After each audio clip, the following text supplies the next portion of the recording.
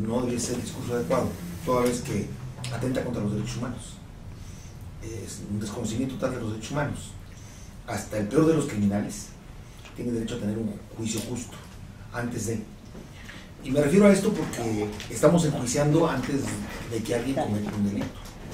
O bien a jóvenes que pueden haber cometido un delito del fuero común y que hoy los estigmatizo, porque imaginemos que traen su brazalete y entonces los mando a pedir trabajo, a ver quién los recibe.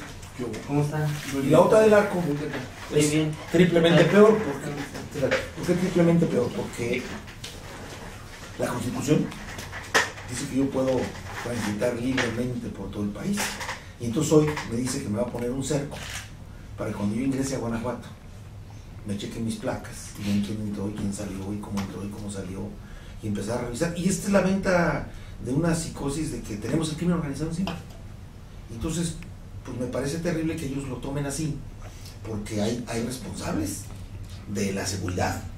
Y entonces cuando incluso dice, yo sostendré a los mismos, entonces ¿de qué estamos hablando? Si hay crimen organizado y es tan severo como se dice, que tendremos que poner un cerco al Estado, pues entonces ¿qué está haciendo los funcionarios que yo contraté, a los que le pago con el salario de los guanajuatenses? Y que digo que voy a ratificar. ¿Qué están haciendo? Si hay un reconocimiento del crimen organizado en Guanajuato, ¿qué está haciendo la Secretaría de Seguridad y qué está haciendo el Procurador de Justicia para abatir este asunto? Si no es así, como yo lo creo, yo creo que el crimen organizado sí está, pero es menor, es mayor el problema del crimen común. El muchacho en León que para robar un celular mata a alguien. El muchacho en Celaya que rompe los cristales de un carro y se roba el estéreo. Creo que este es el mayor número de delitos que se cometen en Guanajuato.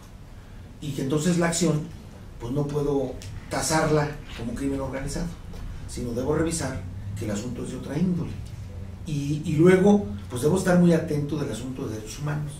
Porque yo no puedo permitir que en Guanajuato pase un asunto como el de Morelos, y lo dije hace rato, el de Morelos, a un muchacho ingeniero trabajando en su negocio, es testigo de un asunto ahí, de una pelea, y entonces lo detiene la policía municipal, lo entrega a la policía federal, y la policía federal al ejército, y aparece muerto en Puebla, y semienterrado. Ramsés se llama el muchacho, y cuando lo detienen lo culpan de la muerte del muchacho de Sicilia, y después lo entierran como está en calidad de desconocido un tiempo, y finalmente aparece que es este joven detenido, torturado, semienterrado vivo y muerto por gentes del ejército, y donde hay inmiscuidos entonces gentes del ejército, gentes de la Policía Federal y gentes de la Policía Municipal. Atentorio por todo donde se le busca contra los derechos humanos de un civil que su error fue estar presente en un espacio donde tenía su trabajo, su propiedad, que no debe haber estado ahí. Esto es terrible, esto sí no puede darse en Guanajuato. Y cuando me dicen que nos van a poner un brazalete, pues me parece que nos están empezando a llevar hacia ese sitio. Cuando me dicen que me van a poner un arco para vigilarme si entro o salgo, me parece que me están empezando a marcar para ese sitio, y la estigmatización va en ese sentido. Y no me está resolviendo el problema, porque el problema de seguridad no puede ser atendido en un solo sentido. No puedo decir crimen organizado, seguridad de policías, armamento, y ya. Porque estoy hablando de que hay dos niveles de inseguridad. Si hay dos acciones diferentes que me causan la inseguridad, entonces tengo que atender dos tipos de atención. Una que me permita resolver el crimen organizado y atenderlo, y que esto es una situación que tiene que atender la Secretaría de Seguridad y de Procuración de la Justicia, y otra del crimen común, que tiene que pasar por la Procuraduría, por supuesto, pero que también tiene que pasar por el asunto de qué hago yo para readaptar a estos muchachos a la sociedad, y que entonces requiere que yo no solo readapte, sino prevenga.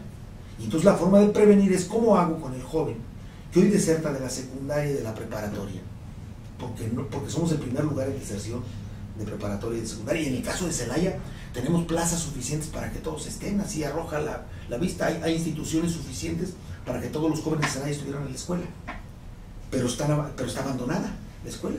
¿Y por qué está abandonada? Bueno, porque tienen hambre, porque no tienen para el pasaje.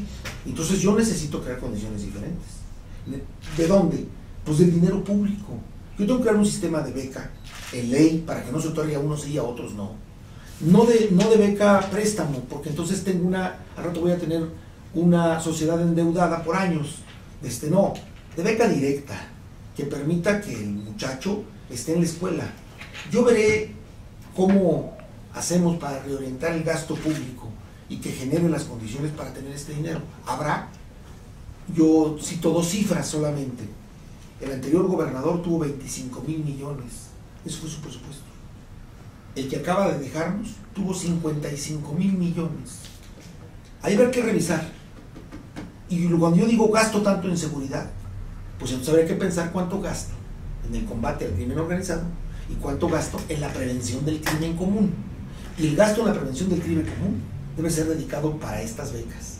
Debe ser para buscar que la gente se mantenga en la escuela, para generar empleos que genera la pequeña y mediana empresa. Porque yo no puedo pensar en que el joven que hoy abandonó la secundaria, así me llegue la gran empresa automovilística Celaya, me vaya a dar empleo. Pues si el muchacho apenas tiene secundaria, necesito primero que se meta a la escuela, pero entonces también necesito crearle un empleo acorde a lo que tiene, y esto me lo puede crear la pequeña y mediana empresa. Yo le decía, ¿quién es la pequeña empresa? La señora de las quesadillas en la esquina. Ella le da empleo a 3 o 4 gentes. Tengo que apoyarla para que en lugar de que me venda en un lugar insalubre, donde pocos compran, tenga una mejor condición para que yo pueda ahí emplear a otros y empezar a generar una cadena productiva, una cadena de empleo. La del tendajoncito, porque qué bueno que me llegan las tiendas grandes, y qué bueno que se instalan, y qué bueno que hay quien puede acudir, pero también las misceláneas son una pequeña empresa. Ahí hay dependientes de la tienda. Bueno, ahí mismo yo estoy creando el empleo necesario. Tengo que enfocar parte del recurso allá. Y yo concibo un gobierno, en un asunto económico, yo concibo un gobierno donde el gobernador tiene que ser el facilitador, un gobierno facilitador. ¿Y a qué me refiero? A ver, necesitamos colocar una empresa internacional. ¿Qué tengo que hacer? Bueno, primero buscarla, luego ofrecerle Guanajuato y luego darle las facilidades sin corrupción. ¿Y a qué me refiero sin corrupción? A que no empiece yo en la compra desde la compra del terreno donde se va a ubicar. Empiezo a crear empresas fantasma, lo hemos hecho, para que le compren al campesino barato, luego le vendo caro al gobierno, o luego el gobierno lo entrega caro a la empresa. En fin, todo este tipo de cosas tienen que acabarse. Yo tengo que ser un facilitador. Tengo que decirle a la empresa, desde mañana puedes instalarte en Guanajuato, aquí está la ley, y nadie puede estar encima de la ley, vamos cumpliendo con ella.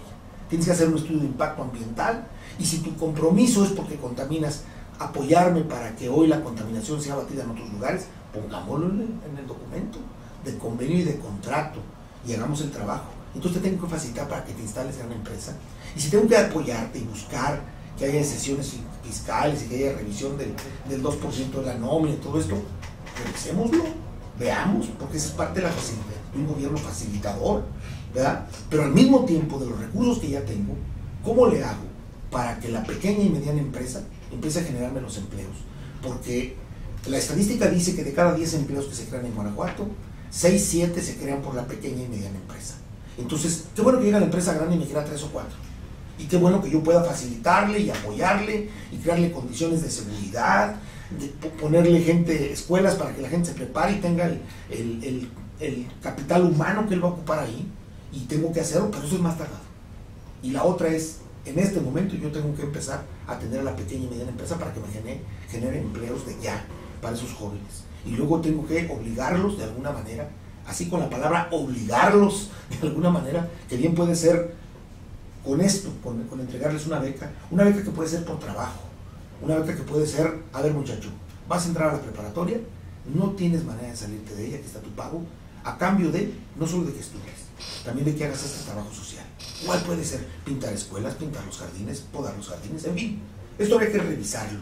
No es una disparatada, no es un asunto de ocurrencia, no, esto estará en papel y estará firmado y estará avalado y tendrá el método científico adecuado para decir los resultados que tendremos son estos porque invertiremos tanto y podrán ser medibles la inversión y podrá ser medible, por lo tanto, el producto. Entender, no somos una empresa que genera riqueza al Estado. El Estado es un ente que debe generar bienestar, justicia social. Es diferente, pues. Cuando nosotros invertimos el dinero del pueblo, que nos contratan para un servicio, ser servidores públicos como gobernador, nos contrata para que el dinero del pueblo lo empleemos, y lo empleemos en el pueblo.